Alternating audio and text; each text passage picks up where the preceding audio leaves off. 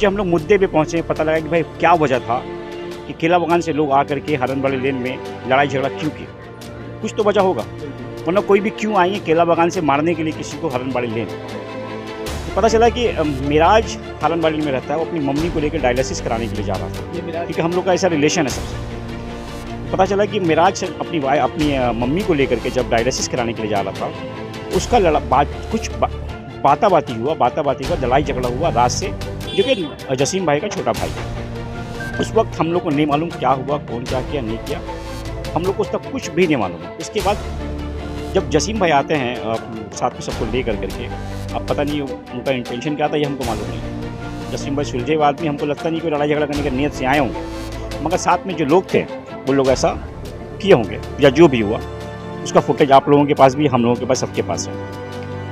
जब हम लोग वहाँ पे छुड़ाने के लिए गए हैं, उस टाइम में रोका रोकी में भी बहुत सारा देखे, मेरा भी कुर्ता फटा है, हमको भी चोट लगा है।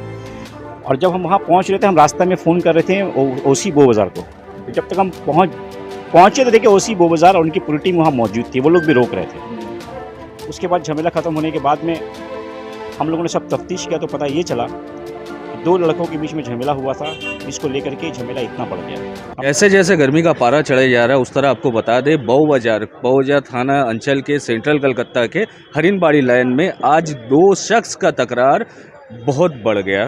तो आइए पता करने के लिए यहाँ के ख़ास हैं इरफान अली ताज, उनसे पता करते हैं मामला हुआ क्या था और है क्या। इरफान भाई, क्या हुआ है, पूरा मामला है क्या? मामला ये हुआ है कि 4:19 में 19 से 20 मिनट मेरे पास फ़ोन आता है, हम अपने ऑफिस से बैठ करके, कि हरनबाड़ी में जल्दी आइए, बहुत लड़ाई झगड़ा हो रहा है।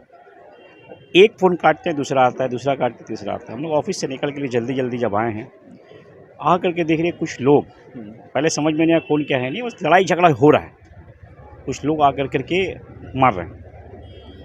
फिर उसमें देखिए सब जान पहचान के लोग हैं, अपने बड़े भाई जसीम भाई भी वहाँ मौजूद हैं। रोका टाकी हुआ, रोक टोक करके जैसे तैसे करके मामला को ख़त्म किया गया। फिर जब हम लोग मुद्दे पे पहुँचे, पता लगा कि भाई क्या वजह था कि केला बगान से लोग आकर के हरनवाड़ी लेन में लड़ाई झगड़ा क्यों किए। कुछ तो वजह होगा, वरना कोई भी क्यों आएंगे केला बगान से मारने के लिए किसी को हरनवाड़ी लेन। तो पता चला कि मिराज हरनवाड़ी में रहता है, वो अपनी मम्मी को लेकर डायलिसिस कराने के लिए जा रहा था। ये मिराज है कौन, आपका जानने वाला है? हम दोस्त बोलेंगे, छोटा भाई की तरह बोलेंगे, एरिया में रहता है। और देखिए हम, क्योंकि मेरी वाइफ यहाँ की काउंसलर है, तो अल्हम्दुलिल्लाह जितने वार्ड में जितने लोग हैं, सबसे हम लोग का मैन टू मैन कॉन्टैक्ट अल्हम्दुलिल्लाह। आज हमको जो फ़ोन आया उसमें लेडीज़ का ही फ़ोन आया कि जल्दी हरनवाड़ी में झमेला हो रहा है, क्योंकि हम लोग का ऐसा रिलेशन है सबसे। तो पता चला कि मिराज अपनी मम्मी को लेकर के जब डायलिसिस कराने के लिए जा रहा था, उसका कुछ बाताबाती हुआ, लड़ाई झगड़ा हुआ रात से, जो कि जसीम भाई का छोटा भाई है। उस वक्त हम लोग को नहीं मालूम क्या हुआ, कौन क्या किया नहीं किया, हम लोग को उस तक कुछ भी नहीं मालूम है। उसके बाद जब जसीम भाई आते हैं साथ में सबको ले करके, अब पता नहीं उनका इंटेंशन क्या था, ये हमको मालूम नहीं है। जसीम भाई सुलझे हुए आदमी, हमको लगता नहीं कोई लड़ाई झगड़ा करने की नीयत से आए होंगे, मगर साथ में जो लोग थे वो लोग ऐसा किए होंगे, या जो भी हुआ उसका फुटेज आप लोगों के पास भी, हम लोगों के पास, सबके पास है। जब हम लोग वहाँ पे छुड़ाने के लिए गए हैं, उस टाइम में रोका रोकी में भी बहुत सारा देखे, मेरा भी कुर्ता फटा है, हमको भी चोट लगा है। और जब हम वहाँ पहुँच रहे थे, हम रास्ते में फ़ोन कर रहे थे ओसी बो बाज़ार को। तो जब तक हम पहुँचे तो देखे ओसी बो बाज़ार और उनकी पूरी टीम वहाँ मौजूद थी, वो लोग भी रोक रहे थे। उसके बाद झमेला ख़त्म होने के बाद में हम लोगों ने सब तफ्तीश किया, तो पता ये चला कि 2 लड़कों के बीच में झमेला हुआ था, जिसको लेकर के झमेला इतना बढ़ गया। हमने साथ डीसी सेंट्रल रुपेश कुमार जो है, उनको हमने फ़ोन किया, हमने बताया कि सर ऐसा ऐसा मामला, वो साइड पे आए, आ करके पूरे माहौल को काबू कर लिया। उसके बाद से अभी तक ऐसा कुछ भी नहीं है। जो 2-3 लड़के जो यहाँ से और वहाँ से जो लड़ाई झगड़ा किए थे, वो लोग अरेस्ट हुए हैं। बाद बाकी पुलिस को अपनी जो कार्रवाई करना है वो कर रहे हैं। किसी को अरेस्ट किया गया है? हाँ, सुनने में आया कि अरेस्ट है, बट कौन हुआ है, क्या हुआ, अभी तक हम लोग इसका खबर नहीं है, क्योंकि हम तरावी पढ़ने चले गए थे। तरावी पढ़ के बस अभी आए हैं और आप लोगों का फ़ोन आ गया, खाना खा के हम यहाँ पे आ गए। क्या ये गुटबाजी की लड़ाई है? देखिए ये तो अभी तक समझ में नहीं आया, क्योंकि अभी तक ना ही मेरा मिराज से मुलाकात हुआ है सही से, ना ही सब लड़कों से, क्योंकि उस टाइम में इतना अफरा तफरी का माहौल हो गया। 2-3 लड़कों का सर भी फटा है, वो लोग एमसीएमसी कराए हैं। एक या दो लड़का एडमिट भी हुआ है, जिसका तबीयत बहुत ज़्यादा ख़राब हो गया है। पता नहीं क्या चीज़ से मारा गया, नहीं मारा गया। हम जो अभी वीडियो देखे उसमें दिखाई दे रहा है कि स्टील का कोई सामान है, उससे मारा जा रहा है, जो वीडियो भी हम देखे हैं।